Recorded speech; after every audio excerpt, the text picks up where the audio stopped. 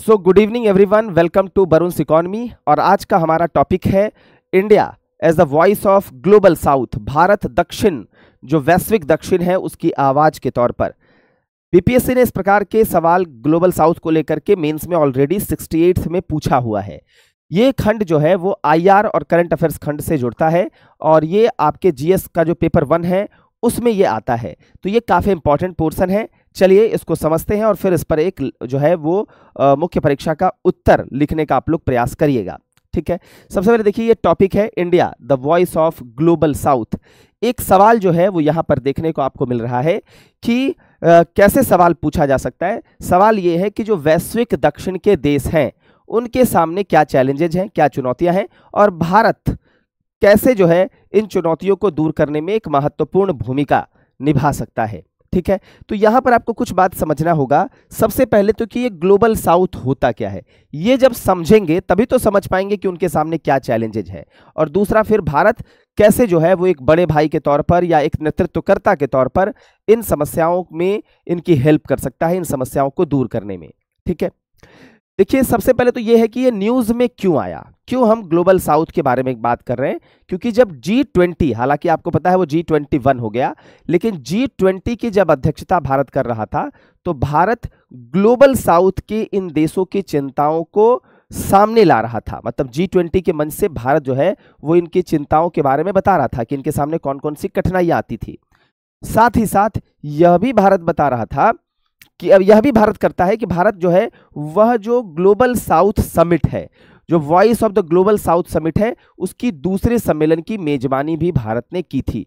यानी global south के जो भी देश हैं उनका यह समिट है और इस समिट में बेसिकली वह अपनी आवाज को लेकर के, मतलब अपनी आवाज से यह बताने का प्रयास करते हैं कि उनके साथ क्या क्या चैलेंजेस हैं।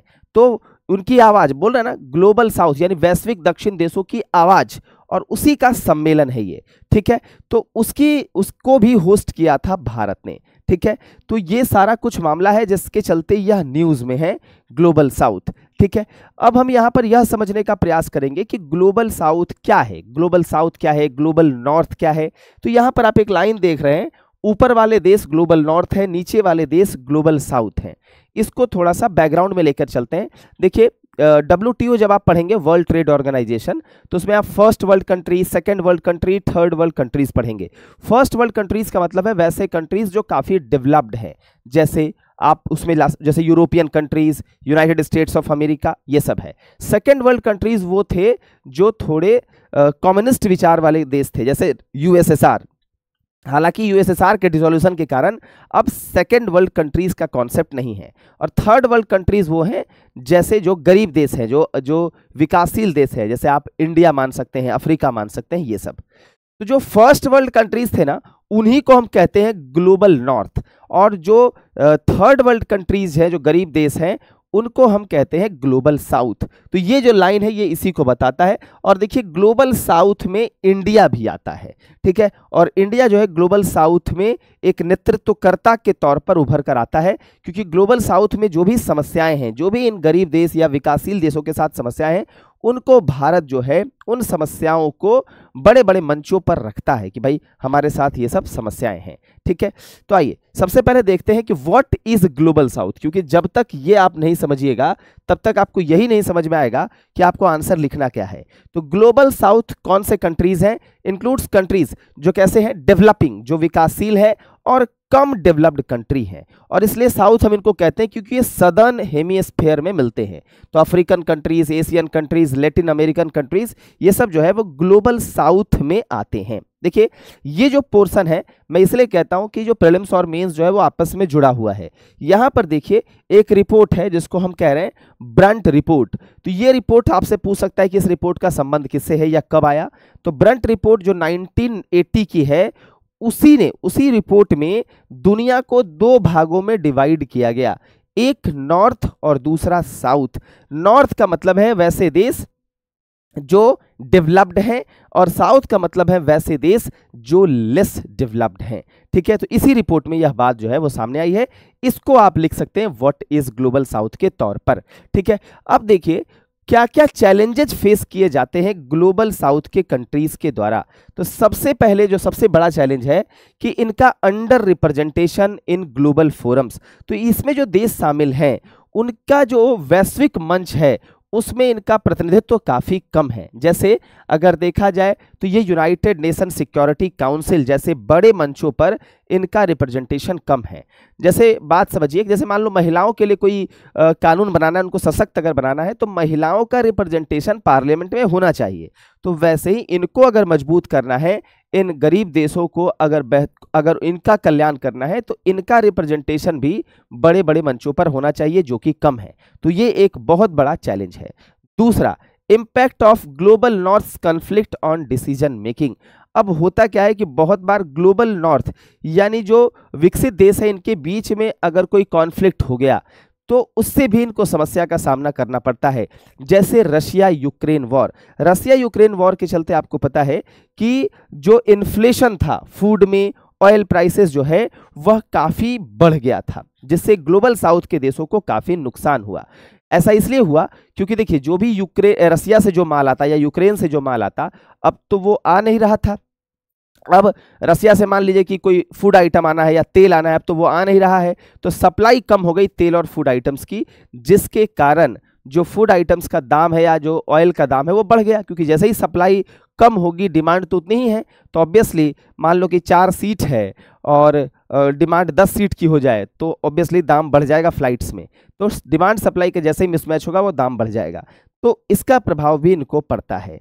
तीसरा है डिफरेंट व्यूज ऑन की इशूज। अलग अलग विचार रहते हैं, प्रमुख मुद्दों पर इनकी अलग अलग विचारें होती है। जैसे जलवायु परिवर्तन पर इनके अलग विचार हैं। ये क्या सोचते हैं जलवायु परिवर्तन पर? ये सोचते हैं कि भाई जलवायु के साथ जो समस्या है, क्लाइमेट चेंज की जो समस्या है, उसमें सबसे ज़्यादा रोल ग्लोबल नॉर्थ का है।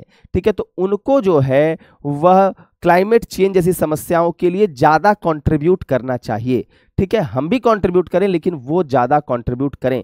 ठीक है, वो ज़्यादा रिस्पॉन्सिबल है, इसलिए वह क्लाइमेट चेंज को लेकर के ज़्यादा काम करें हमारी तुलना में। ठीक है, यानी हमारे साथ जो है वह इसमें नरमी बरती जाए। यहाँ पर जो टारगेट दिया जाता है उसमें हमारे साथ नरमी रहे और उनके साथ सख्ती रहे। तो हमारे अलग अलग विचार होते हैं, यानी ग्लोबल साउथ और ग्लोबल नॉर्थ के देशों के बीच अलग अलग विचार होता है। ठीक है, तो यही लिखा हुआ है different views on keys issues. Disproportionate impact of global challenge. वैश्विक समस्याओं का अधिक असर जो है वह ग्लोबल साउथ जैसे देशों पर पड़ता है। जैसे जलवायु परिवर्तन, तो जलवायु परिवर्तन से जैसे मान लो कि आइलैंड में क्या आता है, जैसे मान लीजिए कि जलवायु परिवर्तन होगा, ग्लोबल वार्मिंग होगी जिससे बर्फ पिघलेंगे, तो आइलैंड जो द्वीपीय राष्ट्र होंगे वो डूब जाएंगे। ठीक है, तो ये ज़्यादा प्रभाव ग्लोबल साउथ वाले देशों पर पड़ा, क्योंकि उनके पास उतनी टेक्नोलॉजी नहीं होती जिससे वो इन समस्याओं का सामना कर पाए। तो वही बोलते हैं कि जैसे अगर ज़्यादा ठंड पड़ रही है तो उसका प्रभाव किस पर पड़ता है? अमीरों के पास तो हीटर और ज़्यादा गर्मी पड़े तो एसी होता है, लेकिन गरीबों के पास कुछ नहीं होता, तो ज़्यादा ठंड और ज़्यादा गर्म दोनों का प्रभाव जो है वो गरीबों पर ज़्यादा पड़ता है। तो वही है कि जो भी समस्याएं आएंगी उन समस्याओं का ज़्यादा प्रभाव जो है वह वैश्विक दक्षिण या गरीब राष्ट्र या कम विकसित या विकासशील राष्ट्रों पर पड़ता है। तो ये सब चैलेंज है जो उनको फेस करने पड़ते हैं। क्यों जो है वह basically why India can speak for the global south. India को जो है वह ग्लोबल साउथ के लिए क्यों बोलना चाहिए? ठीक है, ऐसा इसलिए बोलना चाहिए क्योंकि देखिए इंडिया जो है उसका एक स्ट्रॉन्ग हिस्टोरिकल कनेक्शन है इन गरीब देशों के साथ। ऐतिहासिक कनेक्शन हमारा है इन अफ्रीकन कंट्रीज़ के साथ, इन लैटिन अमेरिकन कंट्रीज़ के साथ हमारा ऐतिहासिक कनेक्शन है, हमारा कल्चरल कनेक्शन है। तो भाई जो हमारे साथ जिनका ऐतिहासिक संबंध होगा हम उनके लिए आवाज़ तो उठाएंगे। ठीक है, इंडिया ने नैम जैसे संस्थान जो नॉन अलाइनमेंट मूवमेंट है, G77 जैसे संस्थान में भी काफ़ी महत्वपूर्ण भूमिका जो है वह निभाई है, और इसलिए वह ग्लोबल साउथ के एक लीडर के तौर पर भारत जो है वह सामने आता है। तो भारत की भूमिका तो है। How has India positioned itself as the leader of global south. Bharat जो है, भारत ने ग्लोबल साउथ का जो नेता बना है भारत, वह कैसे, उसमें उसने कैसे भूमिका निभाई है? ठीक है, कैसे? तो देखने को मिलेगा आपको कैसे भूमिका निभाई है। Building goodwill through diplomacy. ठीक है, फॉर एग्जांपल देखिए भारत इसमें कैसे ग्लोबल साउथ के देशों के का मदद कैसे कर रहा है, उनके साथ जो समस्याएं हैं उन समस्याओं को दूर करने का प्रयास भारत कैसे कर रहा है, यानी भारत की क्या भूमिका है या ग्लोबल साउथ नेशंस के कंसर्न में, ठीक है, कैसे भारत यहाँ पर नेता बनकर उभर रहा है। तो उसने भारत ने क्या क्या किया है, यहाँ पर यही हो सकता है ना भाई कि ग्लोबल साउथ के देशों की जो चिंताएं हैं उसको दूर करने के लिए भारत ने क्या क्या प्रयास किया है।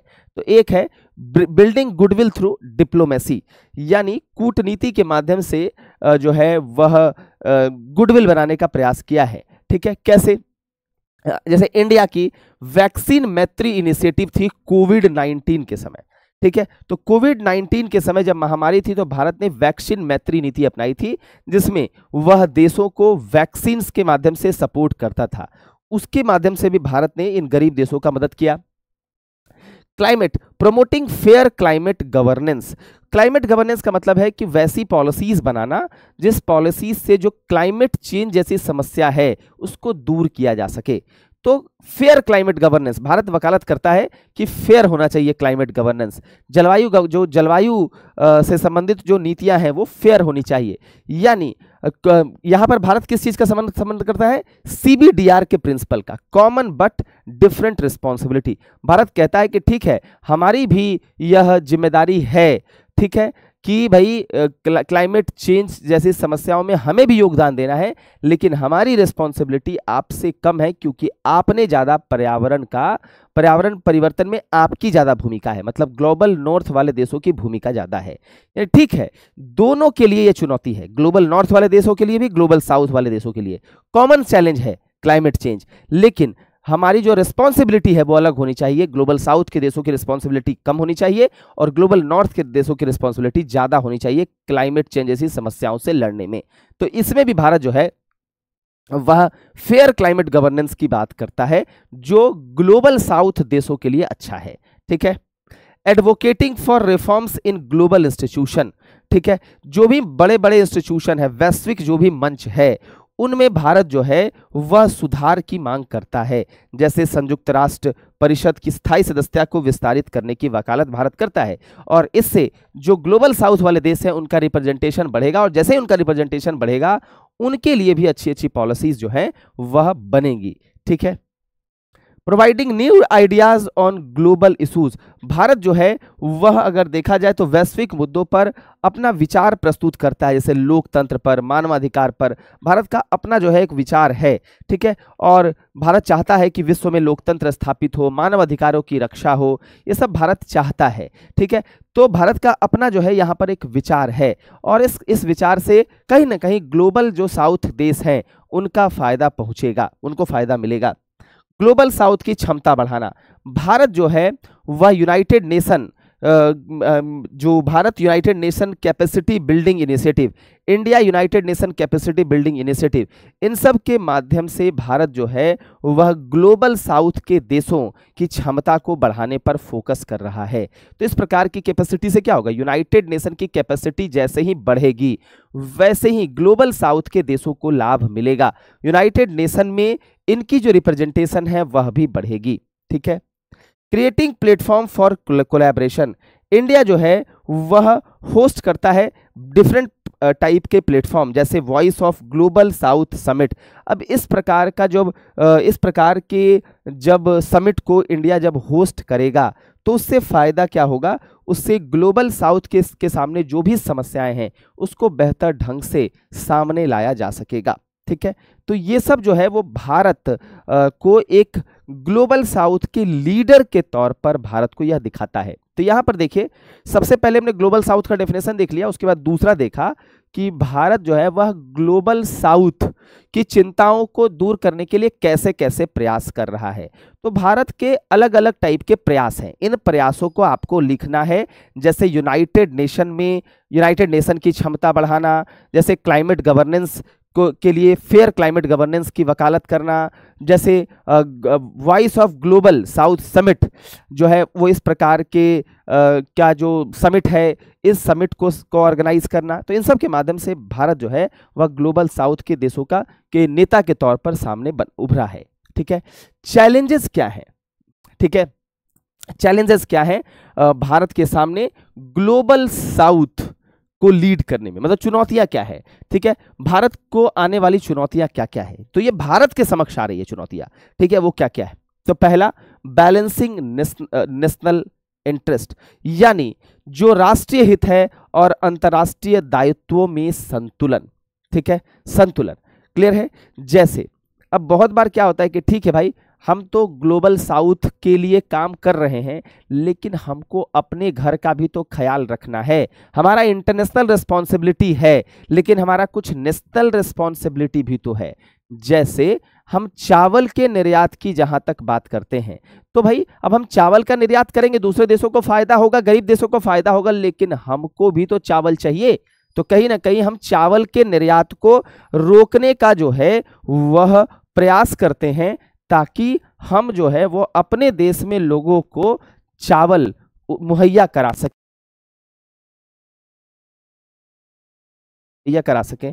तो यह भी जो है वो एक बड़ा यहां पर देखने को मिल रहा है, यह भी एक बड़ा जो है वह बड़ी समस्या है भारत में, ठीक है। तो राष्ट्रीय हित और अंतर्राष्ट्रीय दायित्वों में संतुलन, यानी हमारा दायित्व है दूसरे देश के लिए, लेकिन फिर हमको अपने बारे में भी तो सोचना पड़ेगा, ठीक है। हम अपने लोगों को पहले चावल खिला दे तभी तो निर्यात कर पाएंगे, ठीक है। तो ये एक चैलेंज है।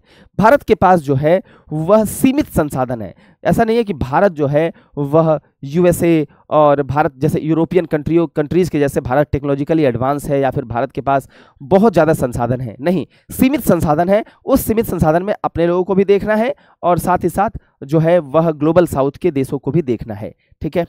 चीन की प्रतिस्पर्धा, ठीक है, आपको पता है चीन की जो डेट पॉलिसी है, चाइना के जो इन्फ्लुएंस है, China one belt one road, China की जो डेट ट्रस्ट पॉलिसी है, तो चीन जो है वो बहुत बार अपना प्रभाव जमाने की कोशिश करता है इन गरीब और इन कम विकसित देशों के समक्ष, ठीक है। तो भारत को यहाँ पर चाइना को भी काउंटर करना पड़ता है, ठीक है। अब देखिए वे फॉरवर्ड क्या लिख सकते हैं आप, क्या क्या वे फॉरवर्ड हो सकता है। तो देखिए सबसे पहले आपने क्या देखा, मैं यहाँ पर आपको एक रफ आइडिया देने की कोशिश कर रहा हूं कि सबसे पहले आपने क्या देखा। तो देखिए सबसे पहले आपने ये देखा कि ग्लोबल साउथ किसको कहते हैं। तो ग्लोबल साउथ के बारे में आप सबसे पहले लिखेंगे कि ग्लोबल साउथ का मतलब वैसे देश जो कि क्या हैं, जो कम विकसित या विकासशील देश हैं, ठीक है। और इसके बारे में जैसे ही बात करेंगे वैसे ही ब्रांट रिपोर्ट के बारे में आपको बात करनी होगी, कर लिया। फिर ग्लोबल साउथ के देशों के मध्य जो चैलेंजेज हैं, जो चुनौतियां हैं, उनके बारे में भी आपको बात करना पड़ेगा, ठीक है। तो जो चैलेंजेस हैं उनके बारे में भी आपको बात करना पड़ेगा, जैसे आपको बताना पड़ेगा कि इनके समक्ष क्या क्या चैलेंजेस उत्पन्न होते हैं, ठीक है।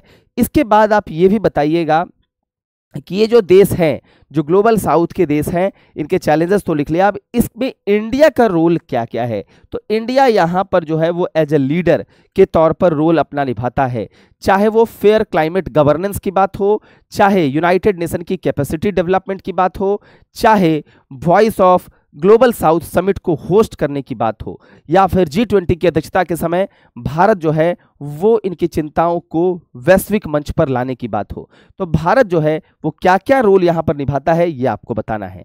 अब इस रोल को निभाते समय भारत के सामने क्या क्या चैलेंजेस हैं ये भी आपको बताना है। जैसे भारत के सामने एक चैलेंज है कि हमको दोनों में बैलेंस बनाना मुश्किल हो जाता है। जैसे हमारी डोमेस्टिक रिक्वायरमेंट्स भी है और इंटरनेशनल कुछ रिस्पॉन्सिबिलिटी भी है इन देशों के लिए, तो इसके बीच में हमारा जो कोऑर्डिनेशन बैठाना हमारे लिए थोड़ा सा मुश्किल हो जाता है। हमारे लिए हमारे पास लिमिटेड रिसोर्सेस हैं और उन लिमिटेड रिसोर्सेस में हमको अपने बारे में भी सोचना है और ग्लोबल साउथ के देशों के बारे में भी सोचना है। यह भी भारत के लिए कहीं ना कहीं एक चैलेंज बनकर सामने उभरता है। तो इसमें जो चैलेंज वाला पॉइंट बताया है, इसमें आपको चैलेंज वाले पॉइंट को लिख लेना है। उसके बाद आपको अब वे फॉरवर्ड में आना है, ठीक है। तो वे फॉरवर्ड में आप क्या क्या लिख सकते हैं इसको थोड़ा सा एक बार देख लेते हैं। देखिए तो वे फॉरवर्ड में आप क्या लिख सकते हैं। सबसे पहले ग्लोबल साउथ के कंसर्न यानी चिंताओं को एड्रेस करना, और इसमें इंडिया अपने 5 पिलर का अप्रोच जो उसके पास है वो अपना सकता है। सम्मान यानी ग्लोबल साउथ के देशों को सम्मान देना, उनके साथ डायलॉग करना, उनकी समस्याओं को जानना, उनका सहयोग करना, वहां शांति स्थापित करना और फिर उनके कल्याण के लिए कार्य करना। तो ये सब जो है वो भारत 5 पिलर्ड अप्रोच जो है वह भारत अपना सकता है, ठीक है। साथ ही साथ भारत जो है वह उन देशों के साथ क्या कर सकता है, उन देशों के साथ जो है वह अपने संबंधों को बेहतर बना सकता है, ट्रेड, टेक्नोलॉजी, टूरिज्म और अन्य चीजों के माध्यम से, अन्य संसाधनों के माध्यम से। ठीक है, साथ ही साथ जो है भारत इंफ्रास्ट्रक्चर और टेक्नोलॉजी ट्रांसफर कर सकता है, इंफ्रास्ट्रक्चर में खर्च कर सकता है और कुछ टेक्नोलॉजी इन गरीब देशों को दे सकता है। ठीक है, इसके अलावा भारत जो है वो ग्लोबल इंस्टीट्यूशन को रिफॉर्म करने के लिए भी वकालत कर सकता है, जैसे वर्ल्ड ट्रेड ऑर्गेनाइजेशन, जैसे यूनाइटेड नेशन सिक्योरिटी काउंसिल, इन सब के बारे में भी भारत जो है वह चर्चा कर सकता है। इसमें सुधार के लिए भारत जो है अपनी आवाज उठा सकता है। ठीक है, जिसका फायदा इन देशों को भी मिलेगा।